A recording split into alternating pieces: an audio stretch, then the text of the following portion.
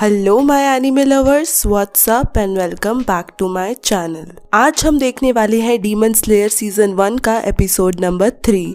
तो बिना किसी देरी के चलते हैं सीधा वीडियो की तरफ। एपिसोड की शुरुआत में हम देख सकते हैं कि नाजुको गहरी नींद में सो रही है और वहीं तांजीरो एक डायरी लिख रहा है। उसके अगले सीन में हमें डीमन स्लेयर्स के बारे में बताया जाता है। डीमन स्लेयर्स की संख्या 100-200 नहीं बल्कि कई हजारों में है, जो कई हजारों सालों से इंसानों की रक्षा कर रहे हैं। ये डीमन स्लेयर्स की कम्युनिटी सरकार से छुप कर काम करती है और आज भी ये लोग डीमंस को ढूंढते हैं, लेकिन आज तक इस बात का खुलासा नहीं हो पाया है कि पूरे ग्रुप का लीडर कौन है। डीमंस इंसानों का खून पीकर खुद को और ताकतवर करते हैं, जिससे उनके शरीर के जख्म तुरंत ठीक हो जाते हैं। अगर उनके शरीर के किसी भी अंग को काट दिया जाए तो वो भी तुरंत उग जाते हैं, जिसकी वजह से डीमंस को मारना बहुत मुश्किल हो जाता है। कई डीमंस के पास तो रूप बदलने की भी पावर होती है, यानी कि वो किसी के भी शरीर का आकार लेकर उनकी तरह दिख सकते हैं। डीमंस को सिर्फ सूरज की रोशनी में खत्म किया जा सकता है और एक स्पेशल तरीके की तलवार से। वहीं अगर हम दूसरी तरफ देखें तो स्लेयर्स एक मामूली इंसान होते हैं जिन्हें आसानी से जख्म हो जाता है और अगर उनके शरीर का कोई हिस्सा कट भी जाए तो वो दोबारा नहीं उग सकता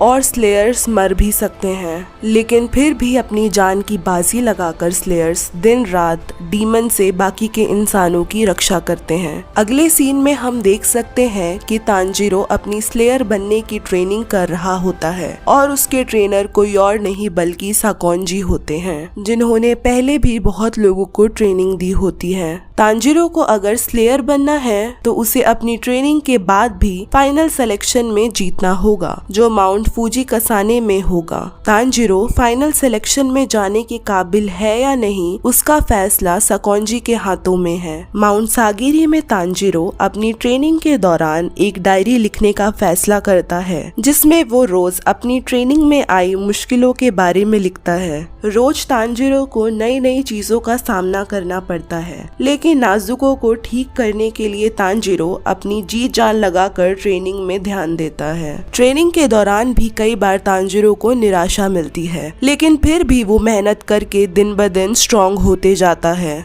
अब मैं आपको कुछ टेक्निक्स बताऊंगी जो साकोंजी ने तांजीरो को ट्रेनिंग के दौरान सिखाई थी।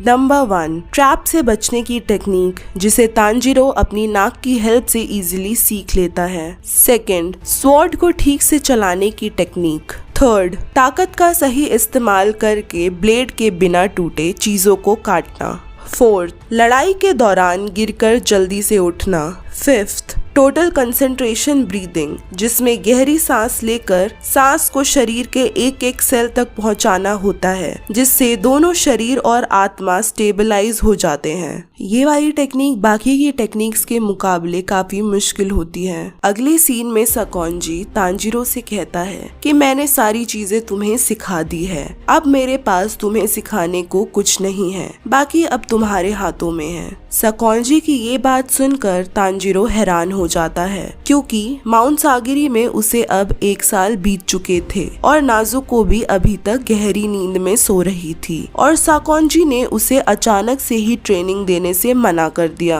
उसके बाद साकोंजी तांजीरो को एक बड़े से चट्टान के पास लेकर आता है और कहता है, अगर तुमने इसके 2 टुकड़े कर दिए तो मैं तुम्हारा नाम फाइनल सिलेक्शन के लिए दे दूंगा।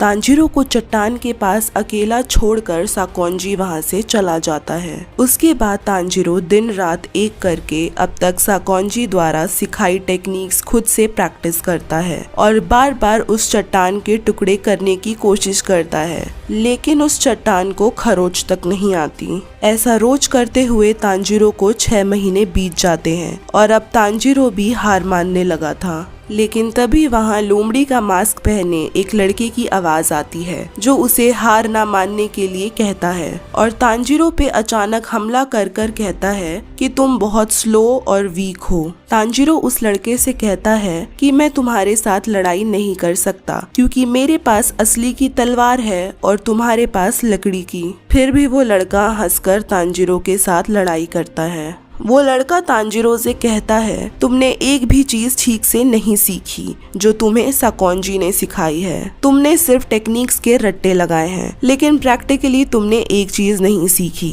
तुमने पूरा 1.5 साल बर्बाद किया है। वो तांजिरो से ये भी कहता है कि मैंने इस चट्टान के 2 टुकड़े कर फाइनल सिलेक्शन में हिस्सा लिया था। वो लड़का आखिर में तांजिरो को हरा देता है। लड़ाई के बाद तांजिरो बेहोश हो जाता है। तब वो लड़का वहाँ पे आई एक लड़की से कहता है कि मैं बाकी तुम्हारे हाथों में छोड़ता हूँ, और वहाँ से चला जाता है। रात को जब तांजिरो को होश आता है, वो उस लड़की को अपने सामने देखता है और उससे कहता है उसे उस लड़के की तरह बनना है जिसने उसे हराया था। तब वो लड़की कहती है कि तुम उसकी तरह बन सकते हो और आज से तुम्हारा ध्यान मैं रखूंगी। उस लड़की का नाम माकोमो था और उस लड़के का साबितो। वो दोनों सगे भाई बहन नहीं थे, लेकिन अनाथ होने के बाद साकोंजी ने ही उन्हें पाला था, इसलिए वो दोनों साकोंजी से बहुत प्यार करते थे। माकोमो तांजिरो की गलतियां बताकर उसे करेक्ट करती थी और उसने ही तांजिरो को ठीक से टोटल कंसंट्रेशन ब्रीदिंग सिखाई थी। और उसने तांजिरो को ये भी कहा था, अगर तुम सच में डीमन स्लेयर बनना चाहते हो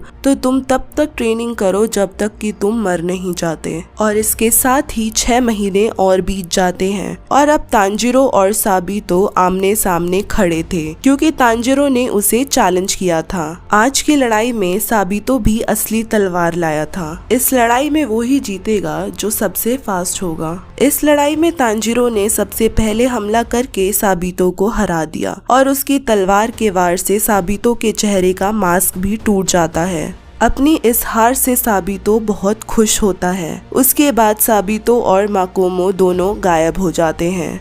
इस लड़ाई के बाद तांजिरो में इतना कॉन्फिडेंस आ जाता है कि वो उस बड़े चट्टान के भी 2 टुकड़े कर देता है। और इस सीन के साथ एपिसोड यहाँ पर एंड हो जाता है। सो गाइज, अगर ये वीडियो आप सबको पसंद आई है then don't forget to like, share and also subscribe to my channel. और बाकी के डीमन स्लेयर के एपिसोड चेकआउट करना मत भूलना। तब तक के लिए बाय एंड टेक केयर।